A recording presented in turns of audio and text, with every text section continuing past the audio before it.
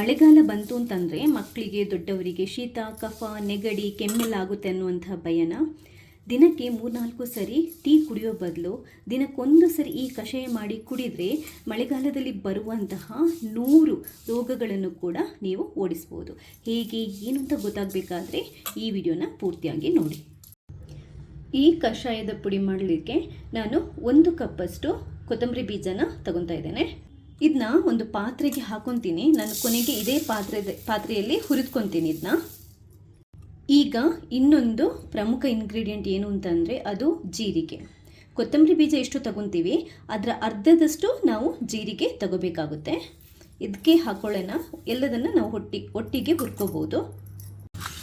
ಇನ್ನೊಂದು ಪ್ರಮುಖ ಇಂಗ್ರೀಡಿಯೆಂಟ್ ಏನು ಅಂತಂದರೆ ನಮಗೆ 2 ಟೀ ಸ್ಪೂನಷ್ಟು ಕಾಳುಮೆಣಸು ಬೇಕಾಗುತ್ತೆ. ಹಾಗೆಯೇ 2 ಟೀ ಸ್ಪೂನಷ್ಟು ಸೊಂಪು ಅಥವಾ ಬಡೆ ಸೊಪ್ಪು ಫೆನೆಲ್ ಸೀಡ್ಸ್ ಅಂತೀವಲ್ವ ಅದು ಬೇಕಾಗುತ್ತೆ. 2 ಟೀ ಸ್ಪೂನಷ್ಟು. ಇನ್ನೊಂದು ಪ್ರಮುಖ ವಸ್ತು ಏನು ಅಂತಂದರೆ ಅದು ಚಕ್ಕೆ. ಈ ಚಕ್ಕೆ ಕೂಡ ತುಂಬ ಒಳ್ಳೆಯದು. ಇದರಲ್ಲಿ ಸಿಕ್ಕಾಪಟ್ಟೆ ಆ್ಯಂಟಿ ಆಕ್ಸಿಡೆಂಟ್ ಇರುತ್ತೆ ಅಂತ ಅಂತಾರೆ. ಅಂದರೆ ನಮ್ಮ ದೇಹದ ರೋಗ ನಿರೋಧಕ ಶಕ್ತಿಯನ್ನು ಜಾಸ್ತಿ ಮಾಡುವಂಥ ಅಂಶಗಳು ತುಂಬ ಇರುತ್ತೆ. ಇದು ತುಂಬಾ ಒಳ್ಳೆಯದು.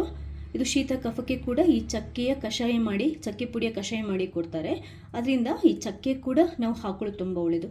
1 ಅಥವಾ 1.5 ಇಂಚಷ್ಟು ನಾನು ಈ ಚಕ್ಕೆನ ತಗೊಂಡಿದ್ದೇನೆ. ಒಂಚೂರು ಪುಡಿ ಮಾಡ್ಕೊಂಡು ಹಾಕ್ಕೊಳ್ಳಿ. ಹಾಗೆಯೇ ಇನ್ನೊಂದು ವಸ್ತು ಏನು ಅಂತಂದರೆ ಅದು ಲವಂಗ, ಕ್ಲೋವ್ಸ್ ಅಂತೀವಲ್ವ ಅದು. ಇದು ಕೂಡ ತುಂಬಾ ಒಳ್ಳೆಯದು. ಇದರಲ್ಲಿ ಕೂಡ ಅಷ್ಟೇ ತುಂಬ ಆ್ಯಂಟಿ ಆಕ್ಸಿಡೆಂಟ್ ಇರುತ್ತೆ. ರೋಗ ನಿರೋಧಕ ಶಕ್ತಿಯನ್ನು ಇಮ್ಯುನಿಟಿ ಪವರನ್ನು ಬೂಸ್ಟ್ ಮಾಡಲಿಕ್ಕೆ ಈ ಲವಂಗ ಕೂಡ ತುಂಬಾ ಒಳ್ಳೆಯದು. ಹಾಗಂತ ತುಂಬ ಹಾಕೋಬೇಡಿ, ಒಂದು 5-6 ಸಾಕು. ಹಾಗೆಯೇ ಮತ್ತೊಂದು ಪ್ರಮುಖ ವಸ್ತು ಅದು ಏಲಕ್ಕಿ. ಇದು ಕೂಡ ಅಷ್ಟೇ ತುಂಬ ಅಂತಂದರೆ ರೋಗ ನಿರೋಧಕ ಶಕ್ತಿಯನ್ನು ಜಾಸ್ತಿ ಮಾಡಲಿಕ್ಕೆ ತುಂಬಾ ಒಳ್ಳೆಯದು. ಹಾಗಂತ ತುಂಬ ಹಾಕೋಬಾರ್ದು, ಒಂದು 5-6 ಸಾಕು. ಇನ್ನೊಂದು ಅತಿ ಮುಖ್ಯವಾಗಿರುವಂಥ ವಸ್ತುವನ್ನು ನಾನು ಹಾಕೊತೀನಿ. ಇದು ಕೆಲವರು ಹಾಕ್ಕೊಳ್ಳಲ್ಲ, ಬಟ್ ಯೂಶ್ವಲಿ ನಾವು ಮಾಡುವಾಗ ಖಂಡಿತವಾಗ್ಲೂ 100% ಇದನ್ನ ಹಾಕ್ತೀವಿ. ಇದೇನು ಅಂತಂದರೆ ನಿಮಗೆ ನೋಡಿದ್ರೇ ಗೊತ್ತಾಗುತ್ತೆ. ಓಮಕಾಳು, ಅಜ್ವಾನ್ ಅಂತ ಹೇಳ್ತಾರೆ ಇಂಗ್ಲೀಷಲ್ಲಿ. ಇದು ಆ್ಯಸಿಡಿಟಿಗೆ ಒಳ್ಳೆಯದು, ಅಜೀರ್ಣ ಪ್ರಾಬ್ಲಮ್ ಇದ್ದರೆ ಒಳ್ಳೆಯದು, ಶೀತಕ್ಕೆ ಒಳ್ಳೆಯದು, ಕಫಕ್ಕೆ ಒಳ್ಳೆಯದು, ಮತ್ತು ತುಂಬ ಆ್ಯಂಟಿ ಆಕ್ಸಿಡೆಂಟ್ ಇದರಲ್ಲಿ ಕೂಡ ಇರುತ್ತೆ. ಅದರಿಂದ ರೋಗ ನಿರೋಧಕ ಶಕ್ತಿಯನ್ನು ಜಾಸ್ತಿ ಮಾಡಲಿಕ್ಕೆ ಕೂಡ ತುಂಬ ಒಳ್ಳೆಯದು. ಮಕ್ಕಳಿಗೆ ಹೊಟ್ಟೆ ನೋವಾದರೆ, ಹೊಟ್ಟೆ ಉಬ್ಬರಿಸಿದಾಗ ಓಂಕಾಳಿನ ನೀರು ಕೊಡ್ತಾರೆ. ಆದ್ದರಿಂದ ಒಂದು ಸ್ವಲ್ಪ, ತುಂಬ ಹಾಕೋಬೇಡಿ, ಒಂದು ಅರ್ಧ ಟೀ ಸ್ಪೂನಷ್ಟು ಓಂಕಾಳನ್ನು ಕೂಡ ಇದರ ಜೊತೆ ಮಿಕ್ಸ್ ಮಾಡ್ಬೋದು ಹುರಿದುಕೊಳ್ಳುವಾಗ. ಇನ್ನೊಂದು ಮುಖ್ಯ ವಸ್ತು ಏನು ಅಂತಂದರೆ ಅದು ಒಣ ಶುಂಠಿ. ಒಣ ಶುಂಠಿನ 1 ಇಂಚಷ್ಟು ಒಣ ಶುಂಠಿನ ನಾನು ಗುದ್ಕೊಂಡು ಹಾಕೊತಾ ಇದ್ದೇನೆ. ನೀವು ಇಡೀ ಹಾಕಿದರೆ ನಮಗೆ ಆಮೇಲೆ ಇದನ್ನ ಪುಡಿ ಮಾಡುವಾಗ ಕರೆಕ್ಟಾಗಿ ಪುಡಿ ಆಗಲ್ಲ. ಆದ್ದರಿಂದ ಗುದ್ಕೊಂಡು ಹಾಕೋದು ಒಳ್ಳೆಯದು. ಒಣ ಶುಂಠಿ ಇಲ್ಲದಿದ್ದರೆ ತೊಂದರೆ ಇಲ್ಲ. ಕಷಾಯ ಮಾಡ್ಕೊಳ್ಳುವಾಗ ನೀವು ಒಂದು ಸ್ವಲ್ಪ ಹಸಿ ಶುಂಠಿ ರಸನ ಸೇರಿಸ್ಕೋಬೋದು. ಈಗ ಇದೆಲ್ಲದನ್ನು ಸೇರಿಸ್ಕೊಂಡು ನಾವು ಹುರಿದುಕೊಳ್ಳೋಣ. ಇವಾಗ ಇದನ್ನ ಪಾತ್ರೆನ ಸ್ಟವ್ ಮೇಲೆ ಇಡಿ. ಉರಿಯನ್ನು ಮೀಡಿಯಮ್ ಇಟ್ಕೊಂಡು ಹುರಿದ್ಕೋಬೇಕು. ಕೊತ್ತಂಬರಿ ಜೀರಿಗೆ ಎಲ್ಲ ಚೆನ್ನಾಗಿ ಹುರಿದ್ಕೋಬೇಕು, ಒಳ್ಳೆ ಆರೋಮ ಬರಬೇಕು. ಜಾಸ್ತಿ ಉರಿ ಇಟ್ಕೊಂಡು ಹುರಿದ್ಕೊಳ್ಳೋದು ಬೇಡ. ಯಾಕಂತಂದರೆ ಸಿದು ಅಥವಾ ಕರಟಿ ಹೋದರೆ ಮತ್ತೆ ಆ ಫ್ಲೇವರ್ ಸಿಗಲ್ಲ. ಮತ್ತು ಅದರಲ್ಲಿ ಮದ್ದಿನಾಂಶ ಏನಿರುತ್ತೆ ನೋಡಿ ಅದು ಕೂಡ ಹೊರಟೋಗುತ್ತೆ. ಅದರಿಂದ ಕಮ್ಮಿ ಉರಿ ಇಟ್ಕೊಂಡೆ ಒಂದು 3-4 ನಿಮಿಷ ನಾವು ಇದನ್ನ ಹುರಿದ್ಕೋಬೇಕಾಗುತ್ತೆ.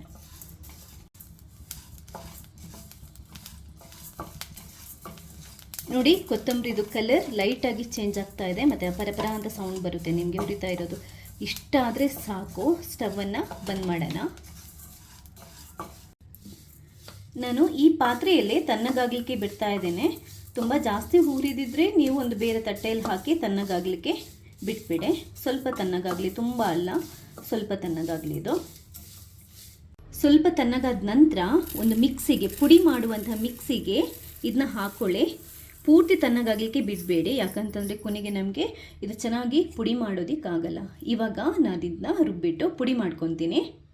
ನೋಡಿ, ಒಂದು 90% ಪುಡಿ ಆಗಿದೆ. ಇವಾಗ ನಾನಿದಕ್ಕೆ ಒಂದು ಅರ್ಧ ಟೀ ಸ್ಪೂನಷ್ಟು ಅರಿಶಿಣನ ಸೇರಿಸ್ತಾ ಇದ್ದೇನೆ. ನೀವು ಬೇಕಾದರೆ ರುಬ್ಬೋಕ್ಕಿಂತ ಮುಂಚೆನೇ ಅರಿಶಿಣ ಪುಡಿಯನ್ನು ಸೇರಿಸ್ಕೋಬೋದು. ಎಲ್ಲ ರುಬ್ಬಿ ಆದ ನಂತರ ಪುಡಿ ಜೊತೆ ಸೇರಿಸಿ ಅರಿಶಿಣ ಪುಡಿಯನ್ನು ಮಿಕ್ಸ್ ಮಾಡ್ಕೋಬೋದು. ನೋಡಿ, ಆರೋಗ್ಯವನ್ನು ವೃದ್ಧಿ ಮಾಡುವಂತಹ ಇಮ್ಯುನಿಟಿ ಬೂಸ್ಟರ್ ಕಷಾಯದ ಪುಡಿ ರೆಡಿಯಾಗಿದೆ. ಇದನ್ನ ನೀವೊಂದು ಡಬ್ಬದಲ್ಲಿ ಹಾಕಿ ಟೈಟಾಗಿ ಕ್ಲೋಸ್ ಮಾಡಿಬಿಟ್ಟು ಎಷ್ಟು ದಿನ ಬೇಕಾದರೂ ಇಟ್ಕೋಬೋದು. ನೋಡಿ, ನನಗೆ ನನ್ನ ಅಜ್ಜಿ ಹೇಳ್ಕೊಟ್ಟಿರುವಂಥ ಈ ಕಷಾಯದ ಪುಡಿಯ ರೆಸಿಪಿಯನ್ನು ನಿಮ್ಮ ಜೊತೆ ಕೂಡ ಹಂಚ್ಕೊಂಡಿದ್ದೇನೆ. ಈಗ ಇದನ್ನ ಉಪಯೋಗ ಮಾಡಿಕೊಂಡು ಕಷಾಯ ಯಾವ ಥರ ಮಾಡ್ಬೋದು ಅನ್ನೋದನ್ನು ಹೇಳ್ಕೊಡ್ತೇನೆ.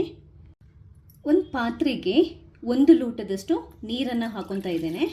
ನಾನು 2 ಲೋಟದಷ್ಟು ಕಷಾಯನ ಮಾಡ್ಕೊತೀನಿ. ಬಟ್ ಇನ್ನೂ 1 ಲೋಟ ಹಾಲು ಸೇರಿಸೋದಿದೆ, ಅದು ಆಮೇಲೆ ಮಾಡ್ಕೊಳ್ಳೋಣ. ಫಸ್ಟ್ ಈ ಕಷಾಯನ ರೆಡಿ ಮಾಡ್ಕೊಳ್ಳೋಣ. 1 ಲೋಟದಷ್ಟು ನೀರಿಗೆ 1 ಟೀ ಸ್ಪೂನಷ್ಟು ಕಷಾಯ ಪುಡಿಯನ್ನು ಹಾಕೊತಾ ಇದ್ದೇನೆ. ಸ್ವಲ್ಪ ಖಡಕ್ಕಾಗಿ ಬೇಕು ಅಂತಂದರೆ ಇನ್ನೊಂದು ಸ್ವಲ್ಪ ನೀವು ಸೇರಿಸ್ಕೋಬಹುದು, ಬಟ್ ತುಂಬ ಜಾಸ್ತಿ ಬೇಡ. ಫಸ್ಟ್ ಇದನ್ನ ಚೆನ್ನಾಗಿ ಕುದಿಸ್ಕೊಳ್ಳೋಣ. ಚೆನ್ನಾಗಿ ಕುದೀತಾ ಇದೆ ಇದು. ಇನ್ನೊಂದೆರಡು ನಿಮಿಷ ಕಮ್ಮಿ ಉರಿ ಇಟ್ಕೊಂಡು ಕುದಿಸ್ಕೊಳ್ಳೋಣ. ಒಂದ್ಸರಿ ಕುದಿ ಬಂದ ನಂತರ, ಯಾಕಂತಂದರೆ ಆ ಕಷಾಯದ ಅಂಶ ಎಲ್ಲ ಕಷಾಯ ಪುಡಿ ಅಂಶ ಎಲ್ಲ ಇದರಲ್ಲಿ ಬಿಡಬೇಕು.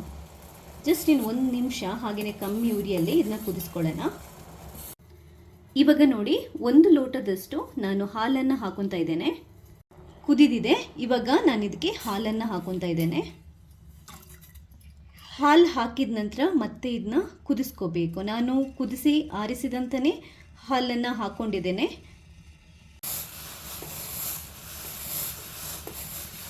ಕುದೀತಾ ಇದೆ. ಈಗ ಒಂಚೂರು ಉರಿಯನ್ನು ಕಮ್ಮಿ ಮಾಡ್ಕೊಳ್ಳಿ. ಇನ್ನೊಂದೆರಡು ನಿಮಿಷ ಇದು ಚೆನ್ನಾಗಿ ಕುದೀಲಿ. ರೆಡಿ ಆಗಿದೆ. ಈಗ ನೀವು ರುಚಿಗೆ ಸ್ವಲ್ಪ ಬೆಲ್ಲ ಅಥವಾ ಸಕ್ಕರೆನ ಸೇರಿಸ್ಬೋದು. ಬೆಲ್ಲ ಹಾಕುವಾಗ ಕೇರ್ಫುಲ್. ಕೆಲವೊಂದು ಸರಿ ಏನಾಗುತ್ತೆ ಅಂತಂದರೆ, ಬೆಲ್ಲ ಚೆನ್ನಾಗಿಲ್ಲದಿದ್ದರೆ, ಹುಳಿ ಬಂದಿದ್ದರೆ ಹಾಲಿಗೆ ಹಾಕುವಾಗ ಒಡೆದೋಗುತ್ತೆ. ನೀವು ಸಕ್ಕರೆ ಬೇಕಾದರೂ ಹಾಕೋಬೋದು, ಬಟ್ ಸಕ್ಕರೆ ಅಷ್ಟೊಂದು ಅಡ್ವೈಸಬಲ್ ಅಲ್ಲ, ಯಾಕಂತಂದರೆ ಸಕ್ಕರೆ ಆರೋಗ್ಯಕ್ಕೆ ಒಳ್ಳೆಯದಲ್ಲ. ಮಿಕ್ಸ್ ಮಾಡ್ಕೊಳ್ಳಿ. ನೋಡಿ, ಬೆಲ್ಲ ಚೆನ್ನಾಗಿದೆ, ಹಾಲೇನು ಒಡೆದೋಗಿಲ್ಲ. ಸೊ ನೀವು ಕೂಡ ಅಷ್ಟೇ ನೋಡಿಕೊಂಡು ಬೆಲ್ಲ ಹಾಕ್ಕೊಳ್ಳಿ. ನೋಡಿ, ಸೂಪರ್ ಆಗಿರುವಂತಹ ಕಷಾಯ ರೆಡಿಯಾಗಿದೆ. ಸಾಕಿಷ್ಟು ಸ್ಟವನ್ನು ಬಂದ್ ಮಾಡ್ತಾ ಇದ್ದೇನೆ. ಸೂಪರ್ ಆಗಿರುವಂತಹ ಆರೋಗ್ಯವನ್ನು ವೃದ್ಧಿ ಮಾಡುವಂತಹ ಬಿಸಿ ಬಿಸಿ ಕಷಾಯ ರೆಡಿಯಾಗಿದೆ. ಇದನ್ನ ನೀವು ದಿನಕ್ಕೆ 2 ಸರಿ ಬೇಕಾದರೂ ಕುಡಿಬೋದು. ಮಕ್ಕಳಿಗೆ ಇದರ ಅರ್ಧದಷ್ಟು ಮಾಡಿ ಕೊಡ್ಬೋದು. ದಿನಕ್ಕೊಂದು ಸರಿ ಆದರೂ ಮಳೆ ಟೈಮಲ್ಲಿ ಕುಡಿತಾ ಇರಿ. ಯಾಕಂತಂದರೆ ಖಂಡಿತವಾಗ್ಲೂ ನಿಮ್ಮ ಆರೋಗ್ಯ ಡಬಲ್ ಆಗೋದ್ರಲ್ಲಿ ಸಂಶಯನೇ ಬೇಡ. ಯಾಕಂತಂದರೆ ಇದು ನಮ್ಮ ಹಿಂದಿನ ಕಾಲದಿಂದಲೂ ನಮ್ಮ ಅಜ್ಜ ಅಜ್ಜಿ ಎಲ್ಲ ಮಾಡಿಕೊಂಡು ಕುಡಿತಾ ಬಂದಿದ್ದು. ಅವರು ಮಳೆ ಟೈಮಲ್ಲಿ ಈ ಥರ ಕಷಾಯನೇ ಕುಡಿಯೋದು. ಟೀ ಕಾಫಿ ಆಲ್ಮೋಸ್ಟ್ ಕುಡಿಯೋದನ್ನು ಸ್ಟಾಪೇ ಮಾಡ್ತಾಯಿದ್ರು. ನಮಗೆ ಕೂಡ ಮಾಡಿ ಕೊಡ್ತಾಯಿದ್ರು. ಚಿಕ್ಕ ಇರುವಾಗ ನಾವು ಹಠ ಮಾಡಿ ಕೂಡ ಕುಡಿತಾ ಇರಲಿಲ್ಲ, ಯಾಕಂತಂದರೆ ಆಗ ನಮಗಿದ್ರ ವ್ಯಾಲ್ಯೂ ಗೊತ್ತಿರಲಿಲ್ಲ. ಇವಾಗ ಅರ್ಥ ಆಗ್ತಾ ಇದೆ ಯಾಕೆ ಅಷ್ಟೊಂದು ಫೋರ್ಸ್ ಮಾಡ್ತಾಯಿದ್ರು ಇದನ್ನ ಕುಡಿಯೋದಕ್ಕೆ ಅಂತಂದ್ಬಿಟ್ಟು. ಒಂದ್ಸರಿ ಈ ಪುಡಿನ ಒಂದ್ಸರಿ ನೀವು ಮನೇಲಿ ಮಾಡಿಟ್ಕೊಂಡ್ರೆ, ಎಷ್ಟು ಬೇಕಷ್ಟು ಮಾಡಿಟ್ಕೊಂಡ್ರೆ ನಿಮಗೆ 2 ತಿಂಗಳು 3 ತಿಂಗಳು ಒಂಚೂರು ಕೂಡ ಇದು ಹಾಳಾಗಲ್ಲ. ಡಬ್ಬದಲ್ಲಿ ಕ್ಲೋಸ್ ಮಾಡಿ ಇಡ್ಬೋದು, ಏನೂ ತೊಂದರೆ ಇಲ್ಲ. ಸೊ ನನ್ನ ಇವತ್ತಿನ ಈ ವಿಡಿಯೋ ನಿಮ್ಗೆ ಇಷ್ಟ ಆದರೆ ಲೈಕ್ ಮಾಡಿ. ಹಾಗೆ ನೀವು ಮಾತ್ರ ನೋಡೋದಲ್ಲ, ಬೇರೆಯವರಿಗೆ ಶೇರ್ ಮಾಡೋದನ್ನು ಕೂಡ ಮರಿಬೇಡಿ. ಇನ್ನೊಂದು ಹೇಳ್ತೀನಿ, ಇದನ್ನ ಆ್ಯಕ್ಚುಲ್ ಆಗಿ ನಾವು ಬಿಸಿ ಬಿಸಿ ಇರುವಾಗಲೇ ಕುಡಿಬೇಕು. ಟೀ ಕಾಫಿನ ನಾವು ಹೇಗೆ ಸಿಪ್ ಮಾಡಿ ಕುಡಿತೀವಿ ಆ ಥರ ಸಿಪ್ ಮಾಡ್ಕೊಂಡು ಕುಡಿದ್ರೇ ಅದರ ಮಜಾ ಇರೋದು. ದಿನ ಪೂರ್ತಿ ರಿಫ್ರೆಶ್ ಆಗಿ ಇರ್ಬೋದು. ಥ್ಯಾಂಕ್ಸ್ ಎಲ್ರಿಗೂ.